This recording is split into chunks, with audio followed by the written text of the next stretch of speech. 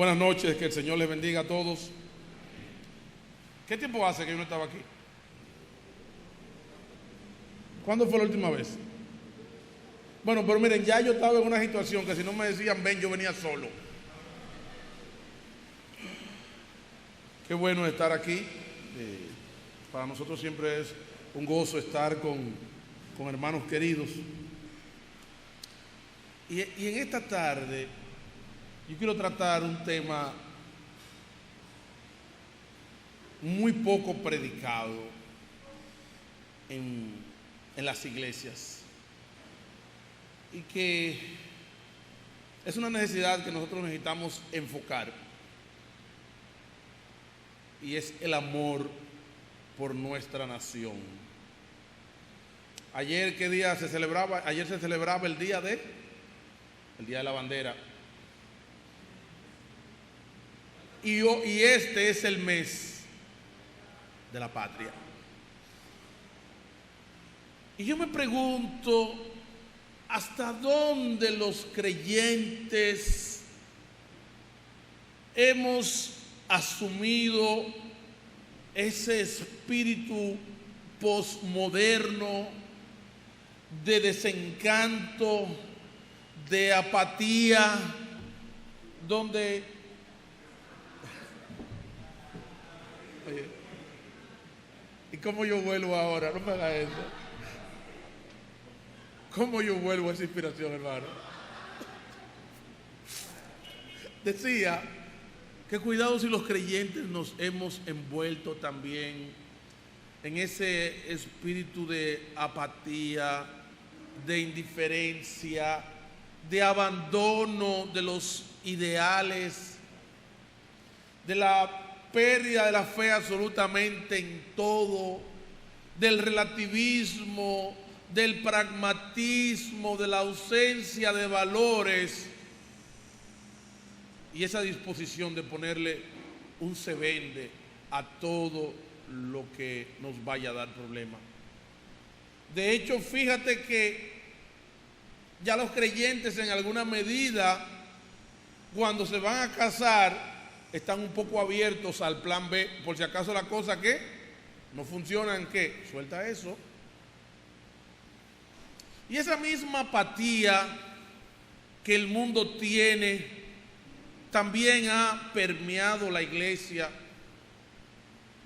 Prueba de ello es que hasta la ausencia de valores del mundo se ha enraizado y ha tomado su asiento y es miembro distinguido de nuestras iglesias.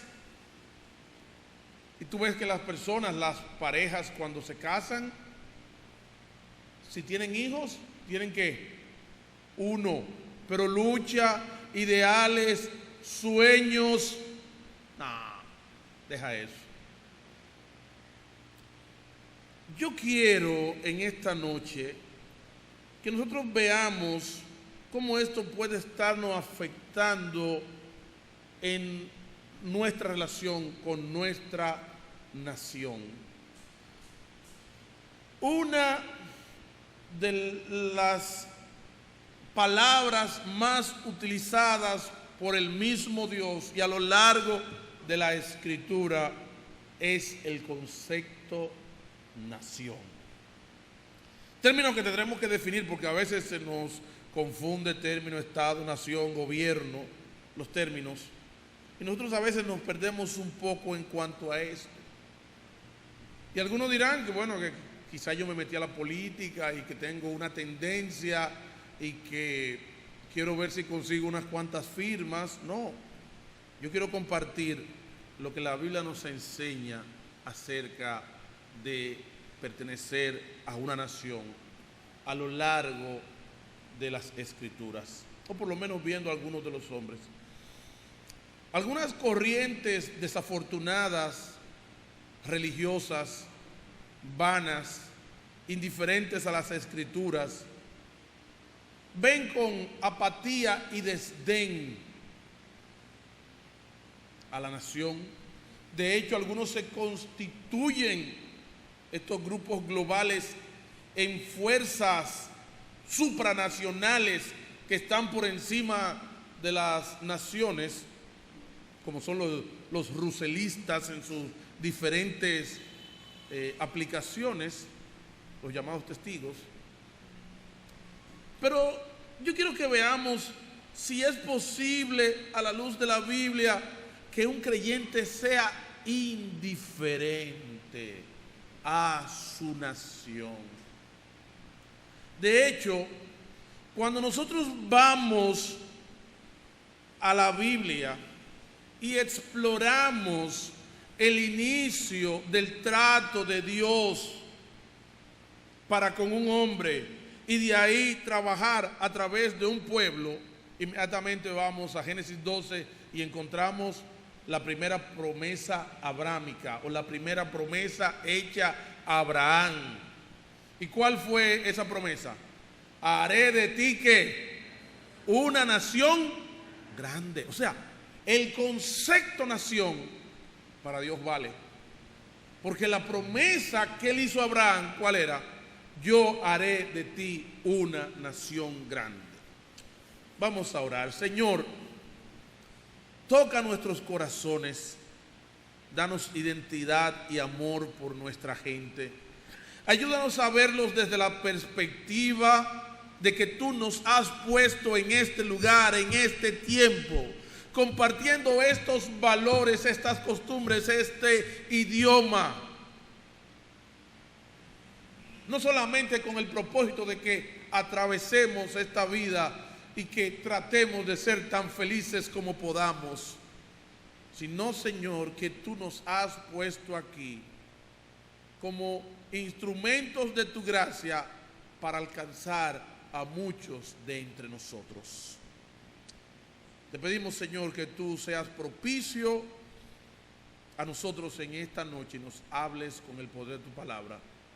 Da convencimiento, Señor, de que nuestro compromiso es contigo, es con nuestros hermanos, no es con sistemas políticos, Padre, y que no hay posibilidad de que un creyente sea indiferente a su tierra y a su pueblo y a su nación.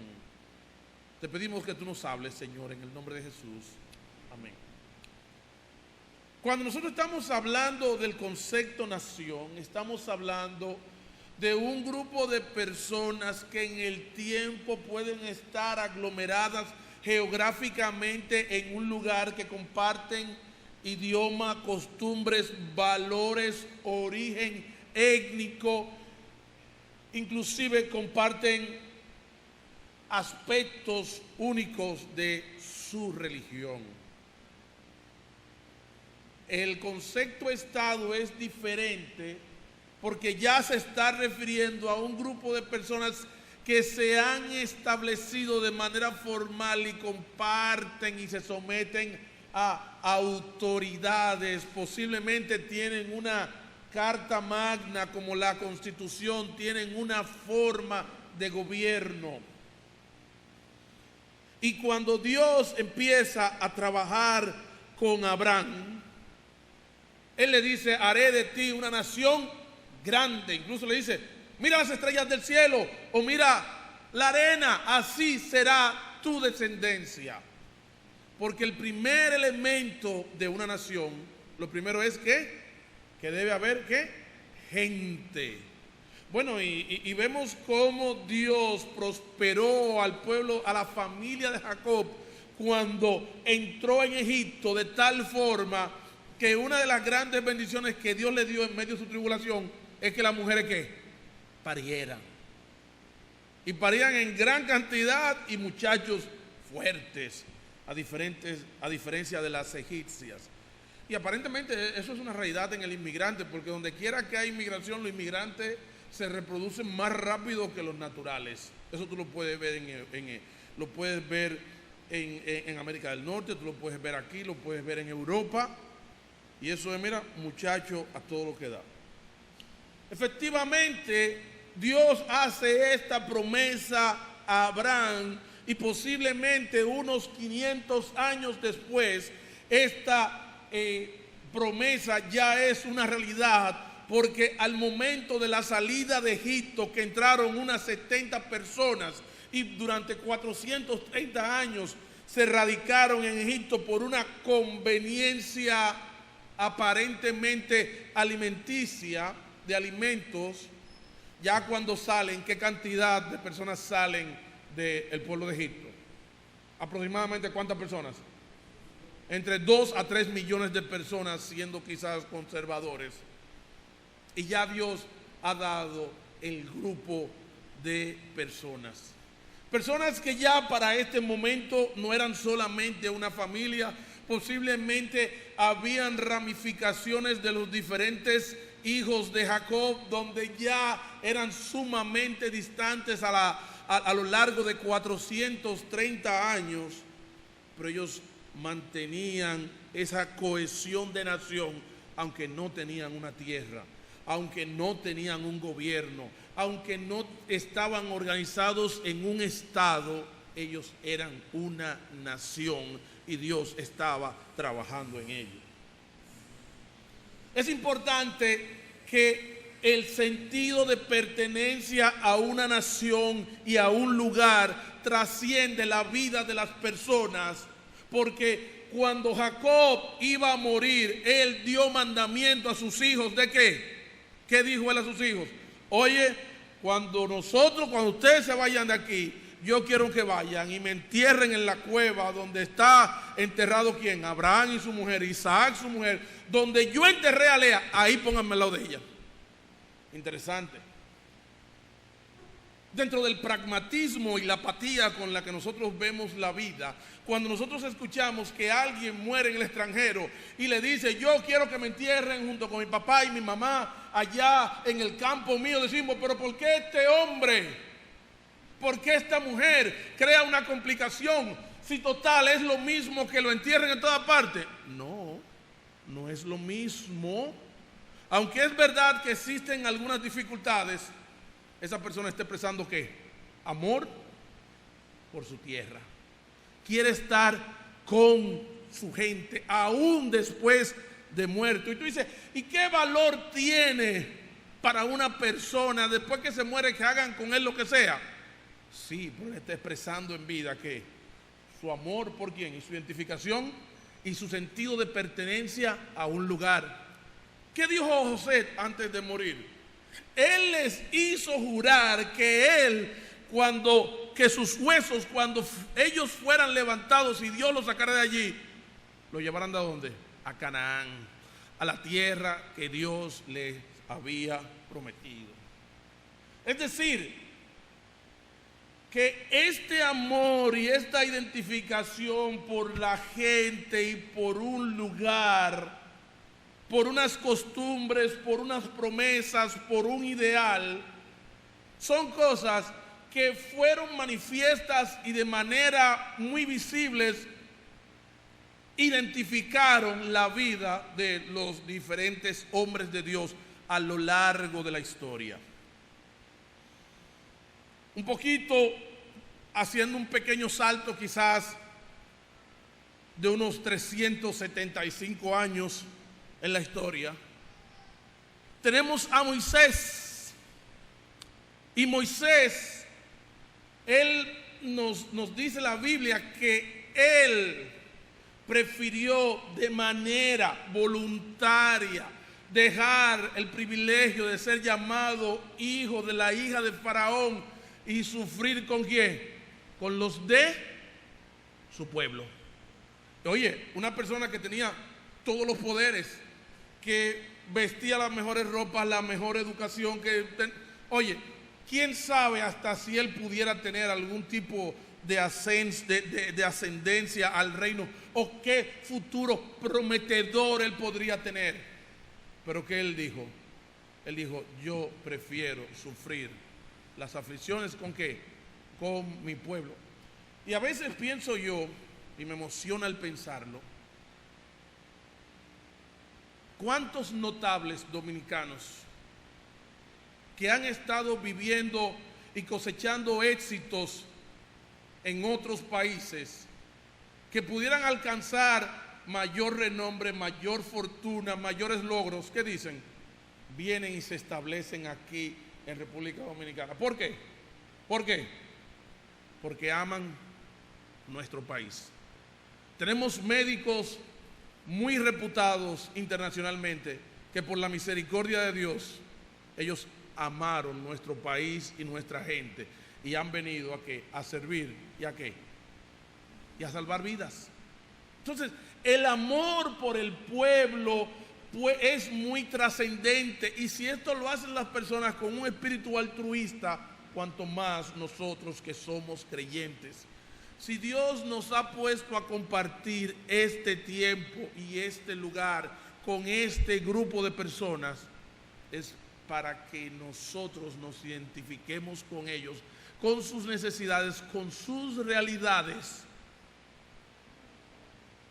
y no nos veamos como entes aparte. Inclusive, alguna condición de conveniencia espiritual o posicionamiento espiritual no nos es excusa para nosotros desligarnos de nuestros hermanos.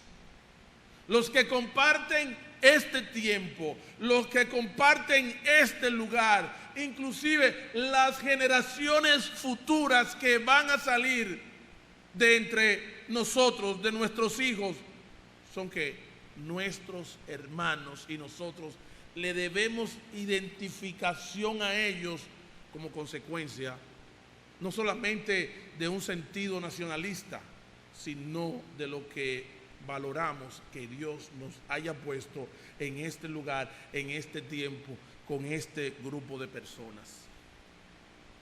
Éxodo capítulo 2, versículo 11. Veamos el ejemplo de Moisés.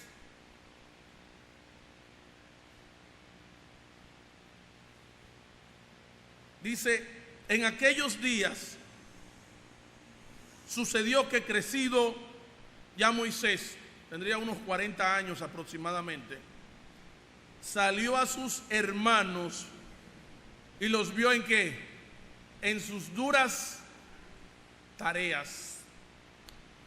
¿Hasta qué punto él tenía una vinculación, o ellos tenían una vinculación espiritual con el Dios de Moisés? Hay mucha tela por donde cortar. Ellos tenían un conocimiento acabado, eran fieles, todavía no había escritura, un tanto de tradición, un tanto de transmisión oral. Pero ¿qué dijo él? A mí no me importa si yo soy hijo de la hija, del hijo, de la hija, de la hija, de la hija, de la hija, de un hijo de Jacob. Yo lo estoy viendo a ellos como que, como mis hermanos. ¿Tú quieres que te diga algo? Cada vez que tú salgas a la calle y tú veas uno de nuestros ciudadanos, ¿tú sabes quién tú tienes que ver? A tus hermanos en sus duras tareas. Yo pienso que nosotros hemos sucumbido al egoísmo, al hedonismo, a la indiferencia. Y cuando vemos personas que están en sus duras tareas, cuando nosotros vemos enajenados mentales, por cierto, en el camino acá, parece que el Señor quiso mostrarme todos los locos de la capital. Y encontré una en el puente, y vi otra por aquí, y vi uno tirado allí. ¿Y sabes qué? Mi corazón se conmovió. ¿Por qué? Porque esos que están ahí, ¿qué son? ¿Qué son? Son mis hermanos. Nosotros cuando estamos movidos por el egoísmo, por el orgullo, pensamos, como dijeron algunos del ciego de nacimiento, ¿quién pecó? ¿Este o sus padres? Pero yo no, yo estoy bien. ¿Por qué? Por esto. Y tenemos una explicación del bienestar que estamos disfrutando. Pero aquí nos dice que ese hombre que llegó a hablar con Dios cara a cara, como quien habla con un amigo, él vio a aquellos que estaban en desgracia. ¿Y cómo le llamaba él? Sus hermanos. Y ahí vemos cómo luego él se complica un poco cuando él toma la iniciativa por motu propio, en su tiempo y en su fuerza, de ayudar a sus hermanos. No estoy diciendo que vamos ahora a crear un movimiento de justicia social ni nada de eso, pero nosotros tenemos que acordarnos que estas personas que están compartiendo este lado de la isla, que tenemos un idioma, que tenemos una cultura, que tenemos una historia, que tenemos tantas cosas. ¿Qué son? ¿Quiénes son? Nuestros hermanos. Y esto es interesante porque pasando el tiempo, quizás 1000 años después, nosotros encontramos a alguien que tenía una situación muy peculiar, de mucha ventaja, pero que estaba identificado con sus hermanos. Y nada más y nada menos me refiero que Nehemías. Nehemías fue ese gran restaurador, ese que de la nada y sin razón dejó la posición de ventaja que él tenía siendo copero del rey para involucrarse en el rescate, en la restauración, no solamente de la infraestructura de la ciudad, sino también de la gente. Y vemos cómo Dios utilizó a Nehemías, cómo utilizó a Esdras, cómo utilizó a otros para restaurar la vida y la infraestructura y la dignidad y la imagen nacional del pueblo de Israel, que había sido lastimada de manera muy dura a consecuencia de su pecado. Es cierto que nosotros como nación vamos a ser alcanzados por los juicios de Dios a consecuencia de nuestro pecado, pero esto en nada invalida que aquellos que están sufriendo la consecuencia de su pecado son ¿qué? ¿Son qué? Nuestros hermanos. Que Dios nos libre de un espíritu de juicio, de superioridad o de indiferencia para aquellos que están pasando grandes dificultades. Capítulo 1, versículo 1. Palabras de Nehemías, hijo de Acalías. Aconteció en el mes de Quisleu, en el año 20, estando yo en Susa. ¿Dónde estaba él? ¿Dónde? Susa, que era ¿qué? Capital del reino. Oye, no era que él estaba en un campo del reino. ¿Estaba dónde? En la capital del reino. Pero fíjense algo, él no solamente estaba en la capital del reino.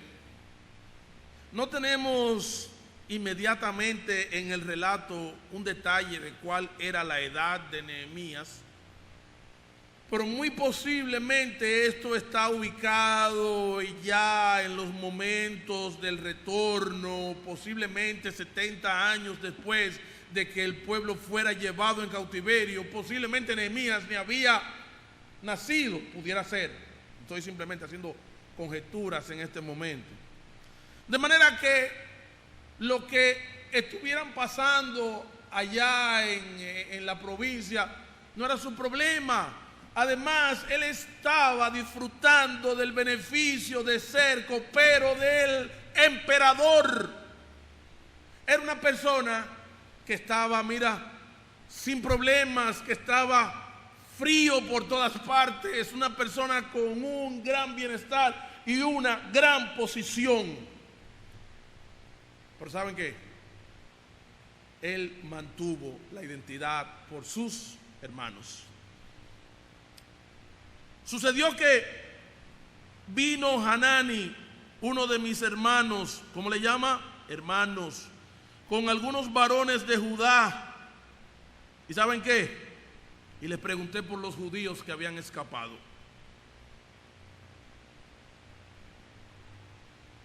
Que habían quedado de la cautividad. ¿Y qué? ¿Y por qué más le preguntó? No solamente por la gente, sino también por quién. Por la ciudad, por su tierra. Y me dijeron, el remanente, los que quedaron de la cautividad allí en la provincia, están en gran mal y afrenta. Y el muro de Jerusalén derribado y sus puertas quemadas a fuego. Él tenía dos opciones: o tomar eso como una noticia muy ajena, muy distante a él y convertirse en un analista Ah, bueno, porque mira, esto pasó por esto, por esto, por esto, y por aquello, y por aquello, y por lo otro. Pero no, él estaba identificado. ¿Y qué nos dice el versículo 4? Cuando oí estas palabras, ¿qué dice? Me senté. Oye, se ve que eso le dio duro. A lo mejor la noticia no era nueva. Él lo sabía. No había nada diferente a lo que venía pasando. Pero él recibir esa noticia en ese momento, mira, le llegó a tal grado que, ¿qué dice? Se sentó y lloré e hice duelo. ¿Cómo? Por un momentito. Y después dijo, bueno, esas son cosas que pasan, cada quien que se ayude. Bueno, ya tú sabes, ellos están para allá, nosotros para acá, y olvida eso.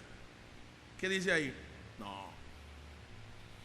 E hice duelo por algunos días y ayuné y oré delante del Dios de los cielos.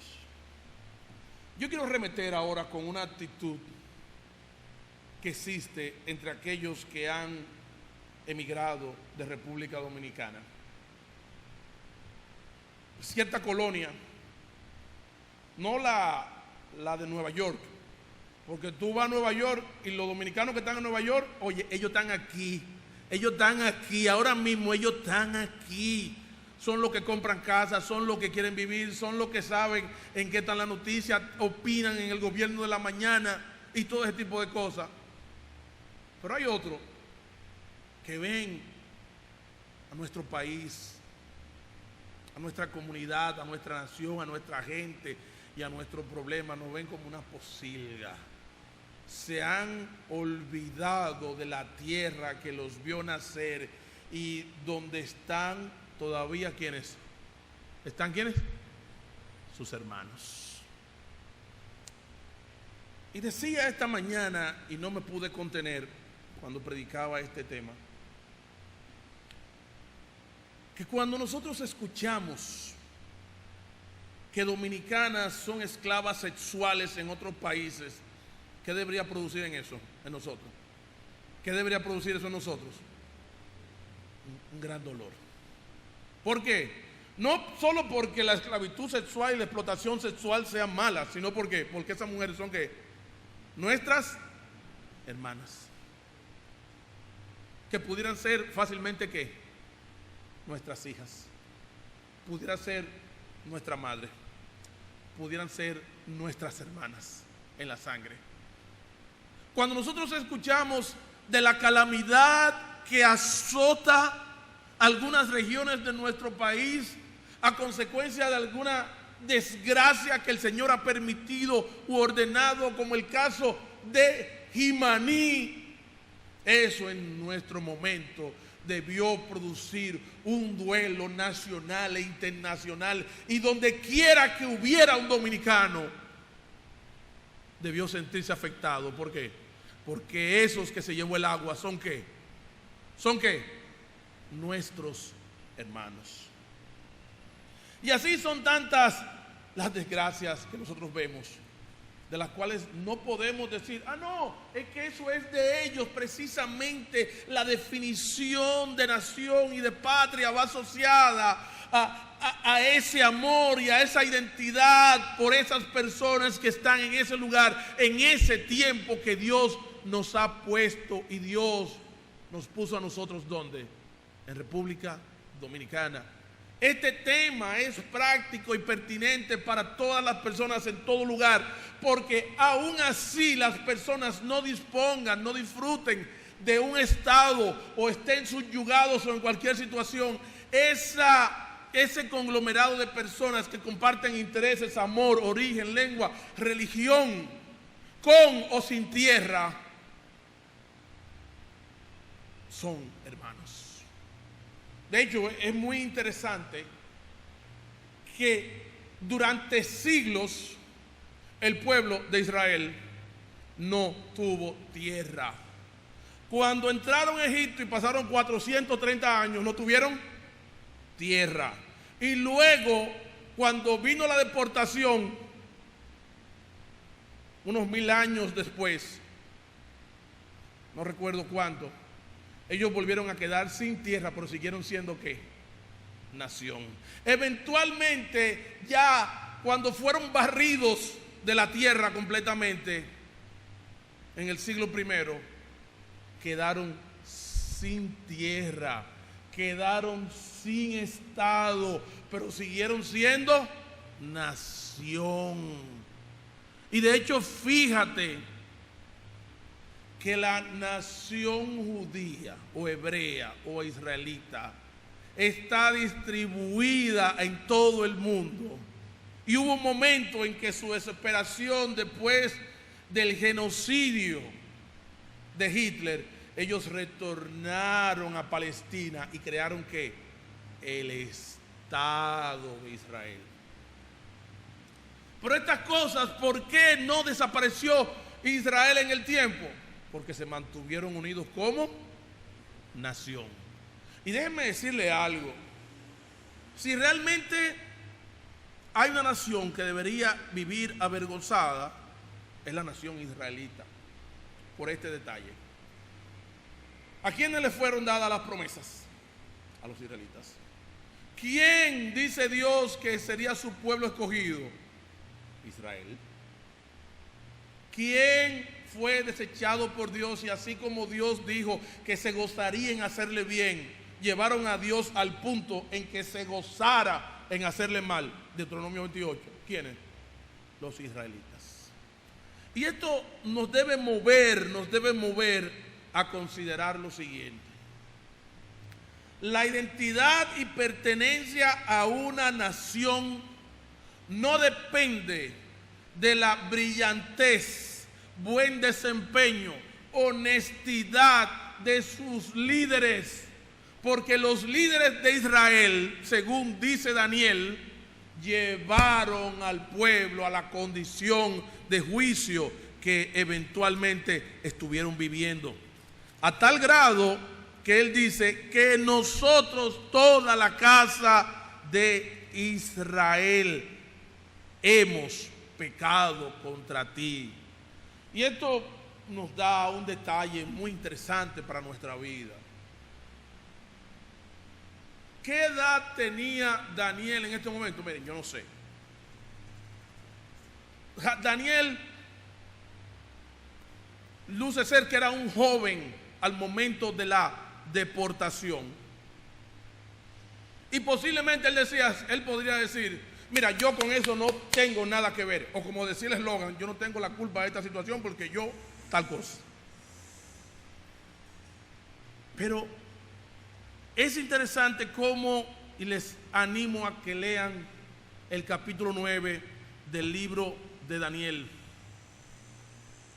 donde él dice, y vamos a leerlo, vayamos al capítulo 9 de Daniel, para que nosotros entendamos cómo piensa un hombre piadoso de la situación de su pueblo.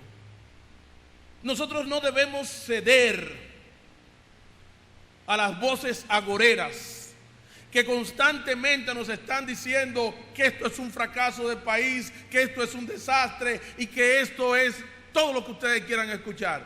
¿Saben por qué? Porque nuestra situación nunca va a ser semejante a la que vivió Israel.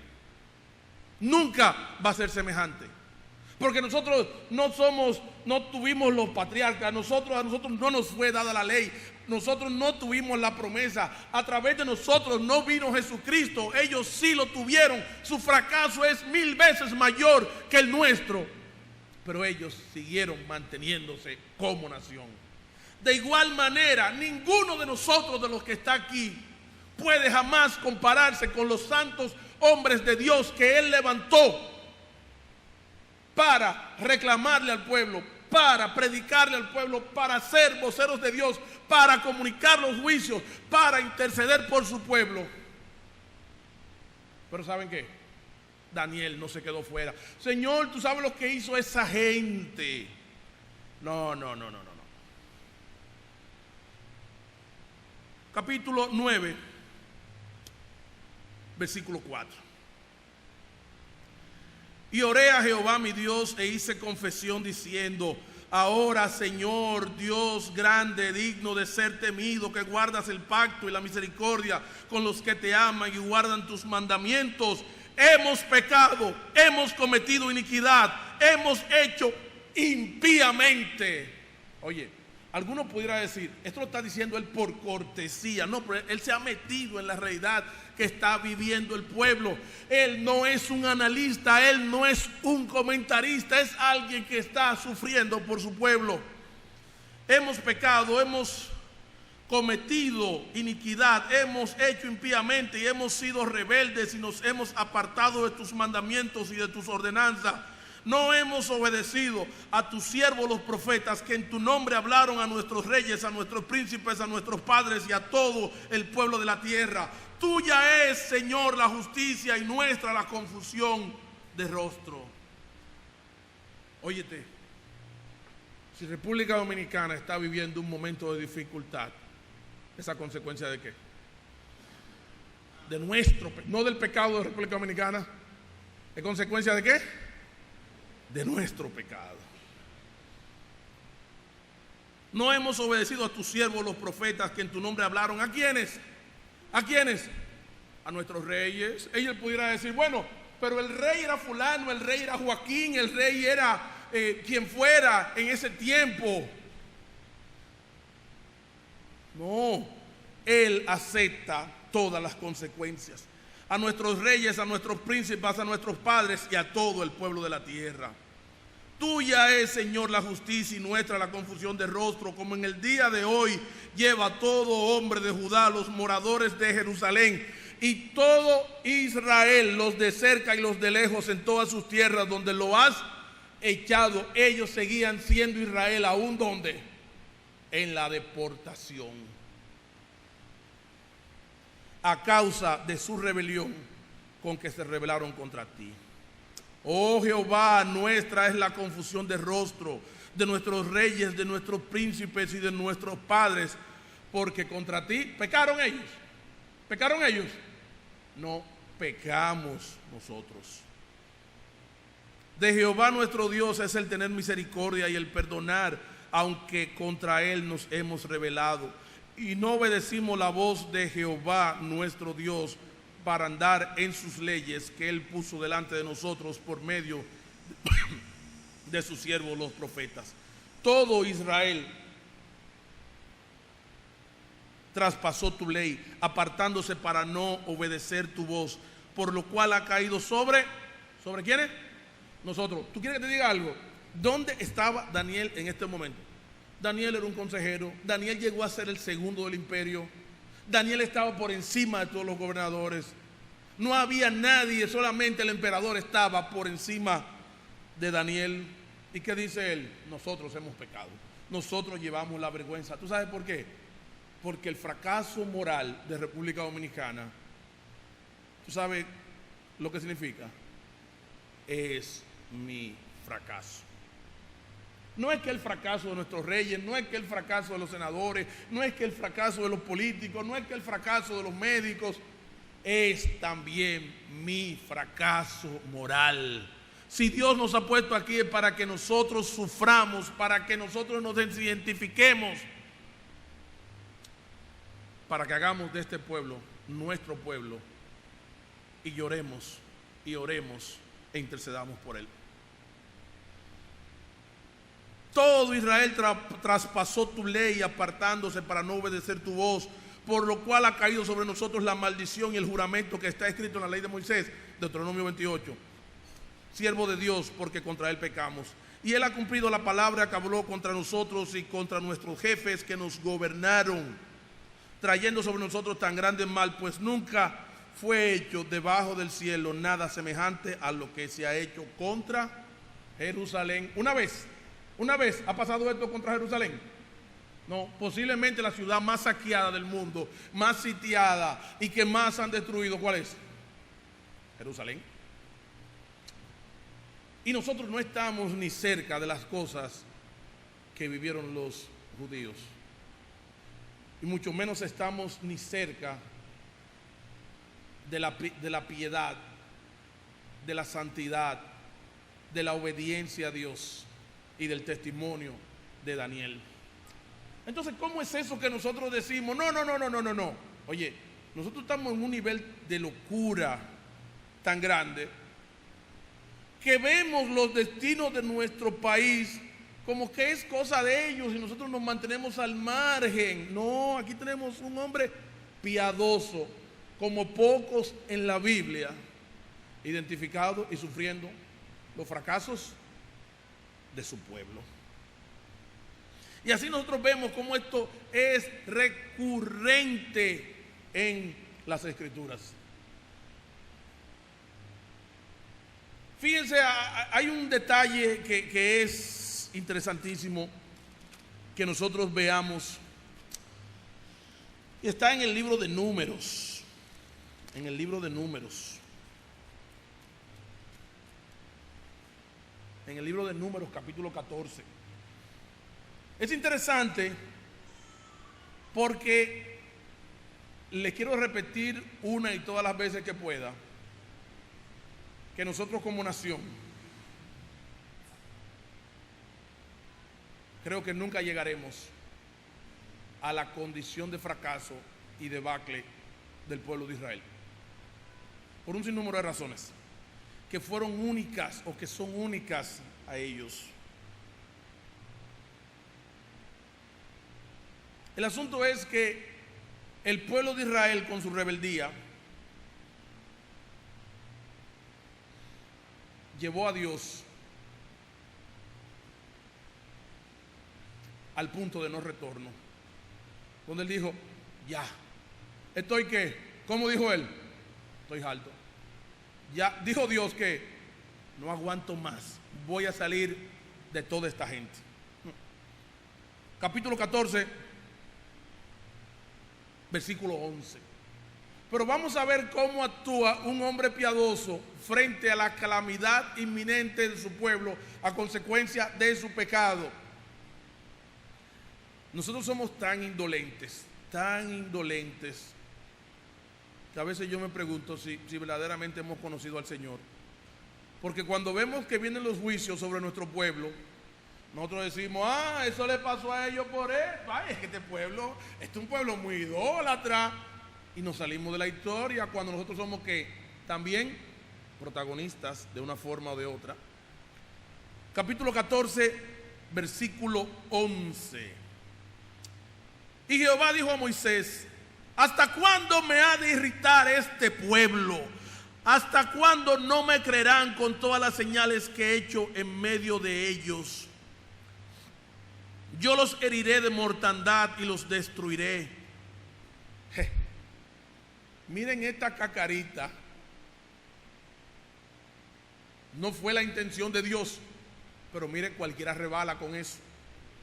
Oye lo que le dijo Dios: y te pondré sobre gente más grande y más fuerte que ellos. ¿Qué? Al fin estoy siendo ¿qué? Reconocido. Me voy de este país porque este pueblo no me merece.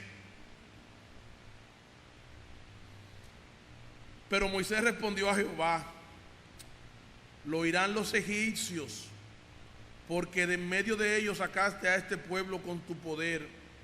Y lo dirán los habitantes de esta tierra, los cuales han oído que tú, oh Jehová, estabas en medio de este pueblo, que a cara parecías tú, oh Jehová, y que tu nube estaba sobre ellos, y que de día ibas delante de ellos en columna de nube, y de noche en columna de fuego, y que has hecho morir a este pueblo como a un solo hombre, y a las gentes que hubieren oído tu fama hablarán diciendo: por cuanto no pudo Jehová meter este pueblo en la tierra de la cual les había jurado, ¿qué hizo?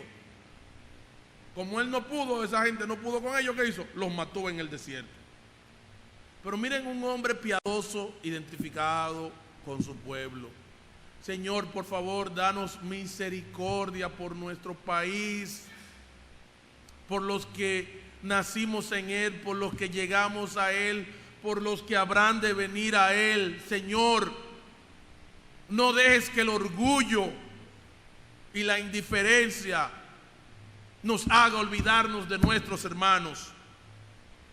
Ahora pues yo te ruego que sea magnificado el poder del Señor como lo hablaste diciendo: Jehová, tardo para la ira y grande en misericordia. Recuerdan, eso pasó cuando él estaba detrás de la roca, que le dijo: muéstrame tu gloria. Y Jehová pasó detrás de él, que dijo: solamente te mostraré mis espaldas. Y le dijo: Jehová, Jehová, tardo para la ira y grande en misericordia, que perdona la iniquidad y la rebelión. ¿Qué está haciendo Moisés por su pueblo? ¿Qué está haciendo en ese momento? ¿Qué está haciendo? ¿Qué está haciendo? Intercediendo. Intercediendo. Y mira que la solución que Dios le estaba poniendo es: oye, vamos a borrar a toda esta gente, que como dice el anuncio, no se lo merecen. Que perdona la iniquidad y la rebelión, aunque de ningún modo tendrá por inocente al culpable. Que visita la maldad de los padres sobre los hijos hasta los terceros y hasta los cuartos. Y mírenlo ahí, un hombre piadoso intercediendo por su pueblo. Perdona ahora la iniquidad de este pueblo según la grandeza de tu misericordia. Y yo me pregunto, ¿hasta dónde llega la dureza de nuestro corazón cuando vemos que vienen estos ciclones, que vienen huracanes, que vienen estos fenómenos naturales para acá? No recuerdo bien si es ciclón o huracán lo que pasa por aquí. ¿Cuántos nos ponemos a interceder por nuestro pueblo? A veces nosotros tenemos un espíritu tan duro que dijéramos, que quisiéramos que el Señor arrasara. Ay, pero es que es un pueblo muy duro. ¿Tú sabes lo que es eso? Que con un anuncio del ciclón se está vendiendo más romo que leche. Ay, nosotros somos especialistas juzgando, olvidando que nosotros somos parte del problema. Pero un hombre verdaderamente piadoso intercede por su pueblo, por sus hermanos, por su nación. Perdona ahora la iniquidad de este pueblo según la grandeza de tu misericordia, y como has perdonado a este pueblo desde Egipto hasta aquí. Un hombre verdaderamente piadoso ama a su pueblo e intercede por la misericordia de Dios para que los juicios no sean severos, y clama por el arrepentimiento de su pueblo. Es interesante que desde el mismo momento de la salida de Egipto, Dios contempló la posibilidad de que extranjeros pasaran a formar parte del pueblo de Israel y pudieran tener un nuevo comienzo, una nueva vida. Claro, no a lo loco. Él estipuló leyes y les dijo: el extranjero que viva dentro de ti, ¿qué? Circuncídalo, y será exactamente como uno igual de los que han nacido en Israel. Esta realidad es tan importante porque nuestra nación puede ser un instrumento de bendición para que muchas otras personas, y reitero, bajo nuestras leyes, puedan iniciar una nueva vida. Una nueva vida de oportunidades, una nueva vida superando los dolores y las tragedias del pasado. Eso lo vimos que pasó con las dos inmigrantes más famosas de la historia de Israel, que fueron ¿quiénes? Rahab la ramera y Ruth la moabita, dos personas que estaban excluidas de la congregación de Israel. La primera porque era parte del botín de guerra, era parte de la ciudad que Dios dijo como primera conquista que ustedes van a hacer de este lado del río, todo debe ser eliminado. Sin embargo, ¿saben quién aparece en la genealogía de Jesús? ¿Quién aparece en la genealogía de Jesús? Nada más y nada menos que Rahab la ramera, y que oye, era de la escoria de una sociedad destruida, vencida. Otra persona que halló en el pueblo de Israel una segunda oportunidad fue nada más y nada menos que Ruth la Moabita. Ruth la Moabita, que siendo una mujer fatal, una mujer de mala suerte, de mal agüero, que venían con un azar arriba, ella,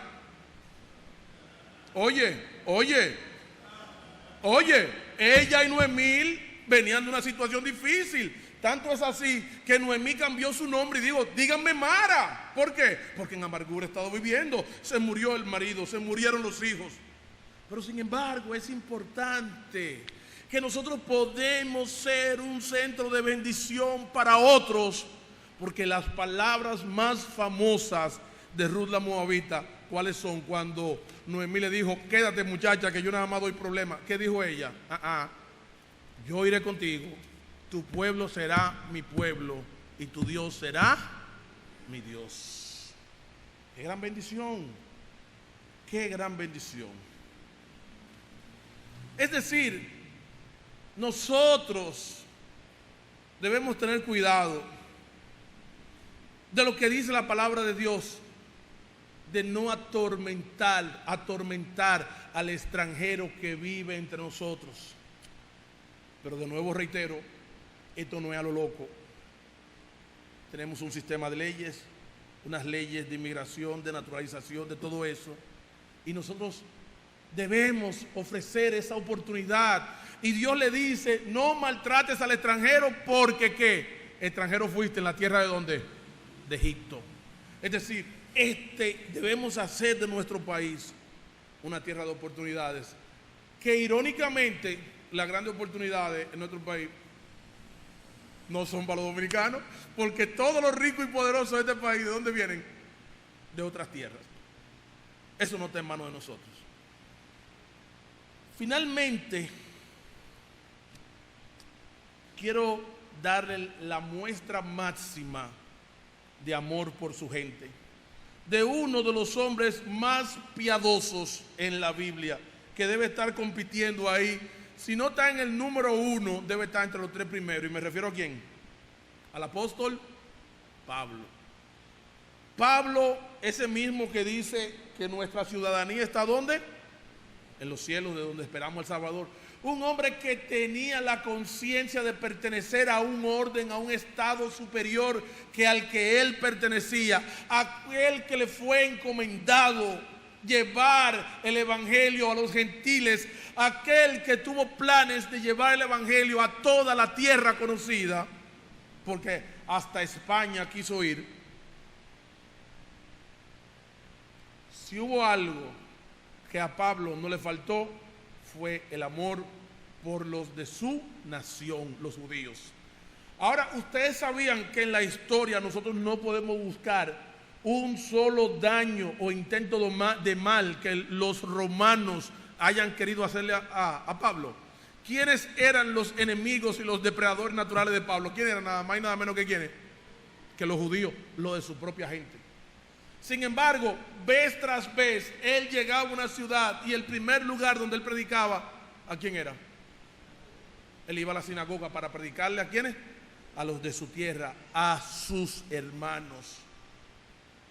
Tanto es así que él tuvo que un día decir: mira, ya yo no aguanto más, de aquí en adelante me voy a predicarle nada más, ¿a quiénes? A los gentiles, porque lo hostigaban, le maltrataban. Fueron los que los persiguieron tanto que trataron de matarlo varias veces. Pero yo quiero terminar con ustedes con este versículo, que debería ser la actitud de todos nosotros que Dios ha puesto en esta tierra, en este lugar, con este grupo de gente, a compartir esta cultura, este idioma y tantas muchas otras cosas. Romanos capítulo 9.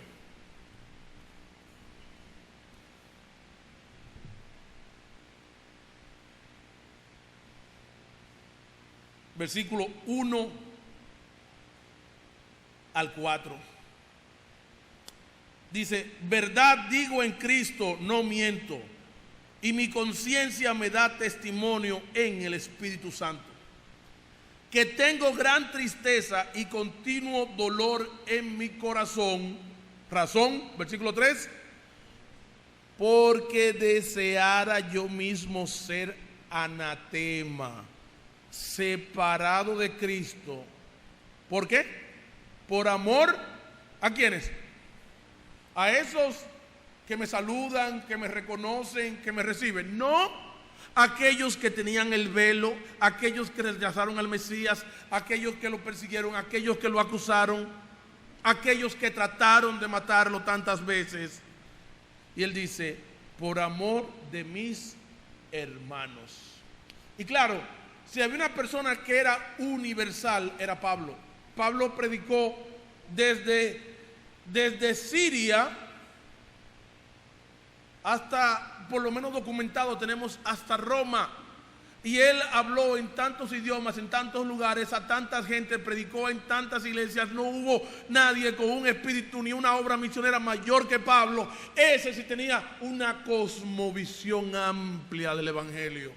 Sin embargo, a pesar de haber tenido visiones, de haber sido trasladado, de haber hecho tantas cosas, del Señor haberle aparecido camino a Damasco, de haberle sido dado un ministerio tan poderoso, hubo una cosa que él nunca olvidó, que él era ¿qué? Judío. Que él era judío. Y que esos que lo rechazaban, ¿qué eran? Sus hermanos.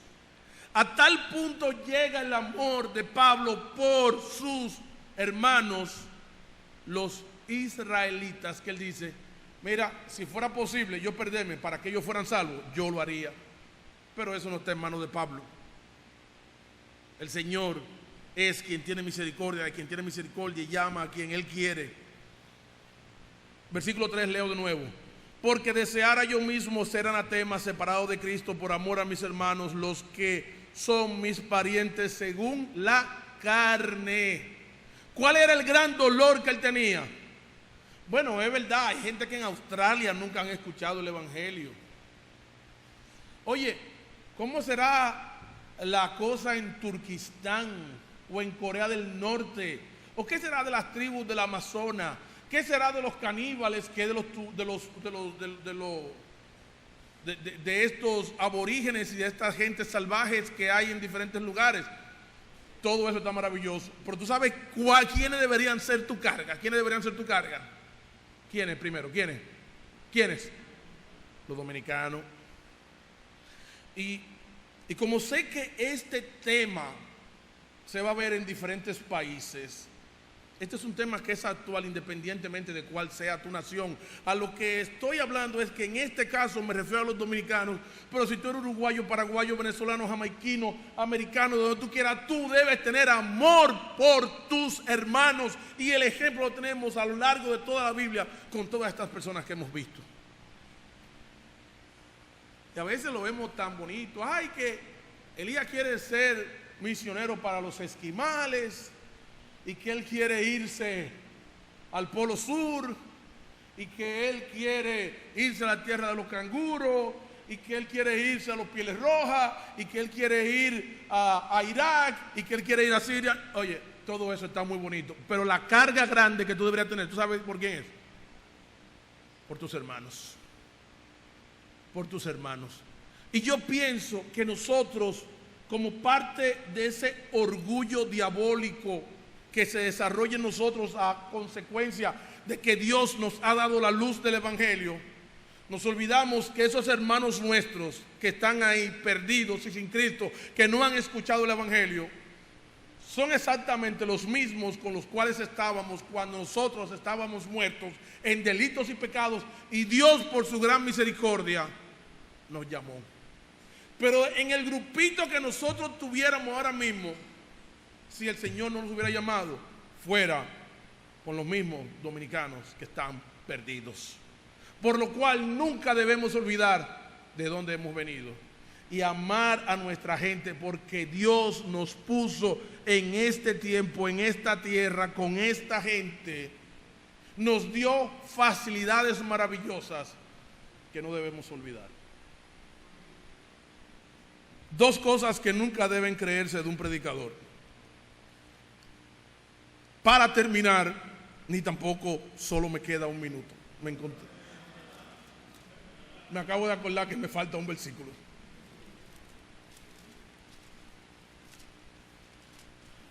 Vayamos finalmente a Primera a Timoteo 2. Primera a Timoteo capítulo 2. Primera a Timoteo capítulo 2.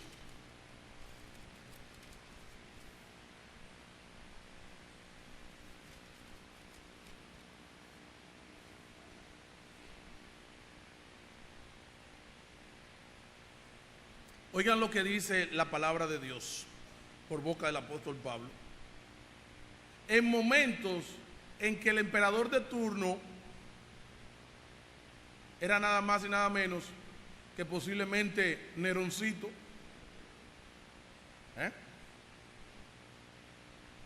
Oigan lo que dice aquí. Versículo 8. Quiero pues que los hombres oren en todo lugar. Capítulo 2, versículo 1. Exhorto ante todo a que se hagan rogativas, oraciones, peticiones y acciones de gracia. ¿Por quiénes? Por todos los hombres, pero de manera particular, ¿por quiénes? Por los reyes y por los que están en eminencia, para que vivamos quieta y reposadamente en toda piedad y honestidad.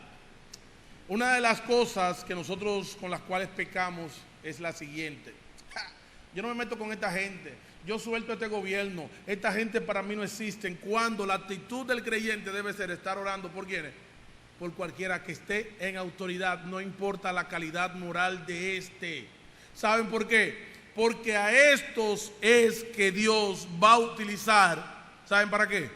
Para que nosotros tengamos libertad religiosa, para que cuando vienen iniciativas de ultramar, de proponer agendas de género para corromper a nuestros hijos, cuando vienen asuntos de promover e industrializar el aborto, para que cuando viene el matrimonio homosexual, ¿quiénes son que han frenado eso?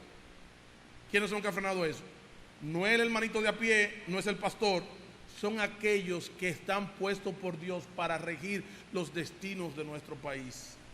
Y tú quieres que te diga algo, aunque nosotros definitivamente en algunas áreas vivimos situaciones de mucha vergüenza, Dios nos ha dado el privilegio de ser de los países que no se han abierto al matrimonio homosexual. Han hecho de todo por imponernos, pero ¿sabe qué? Dios ha utilizado nuestros líderes. ¿Para qué? Para frenar eso. Dios ha utilizado nuestros líderes. ¿Para qué? Para que no se implante e industrialice el aborto. Dios ha utilizado nuestros líderes para que nuestros niños no sean pervertidos con la famosa enseñanza y temas de género. Dios utiliza a nuestros policías y a nuestros militares para que cuando alguien tiene un rosario de crímenes, ¿qué pasa al poco tiempo? ¿Y saben qué? Todo esto es lo que Dios hace a través de nuestros líderes para que nosotros vivamos quieta y reposadamente. Qué gran privilegio que podamos estar reunidos y, a diferencia de África, no vengan y nos ametrallen a todos. Que nuestras niñas no sean circuncidadas y les sean mutilados sus genitales por terroristas. Que nuestras hijas no sean secuestradas ni les disparen por ir a la escuela. Que nosotros, como sucede con Venezuela, que posiblemente tenga más muertos que en Irak, que es un lugar de guerra. Que nosotros no perdamos una generación completa consecuencia de las drogas como en México. Nosotros tenemos que darle gracias a Dios porque hasta aquí Él nos ha ayudado y no nos ha tocado ninguna desgracia de la naturaleza como en Haití. Que nosotros no tenemos inventos que han volcado nuestra economía como ha sucedido con Venezuela. Que no tenemos guerrilla. Dios no permitió que nuestros líderes dejaran establecer guerrilla en nuestra historia. Señores, cuántas cosas tenemos que darle gracias a Dios por nuestra amada República Dominicana. Y me la están robando. Te reconozco que me la están robando. Pero no todo se ha perdido. Oremos por nuestro querido país. Démosle gracias a Dios por las bendiciones que hemos recibido. ¿Tú sabes dónde tú te convertiste? Aquí en República Dominicana. ¿Con quién tú te casaste? Con una dominicana. ¿Quién es el papá de tus hijos? Un dominicano. Y algunas han traído tipos de afuera, como yo conozco algunas en mi iglesia, ¿ok? En mi iglesia. Y oye, y hoy son dominicanos, están en ese proceso. Porque nuestro país es un lugar de bendición para los naturales y para los que vienen. Que Dios bendiga a nuestro país. Que viva nuestra República Dominicana. Por la misericordia de Dios, no por nuestros propios méritos. Que el Señor le bendiga.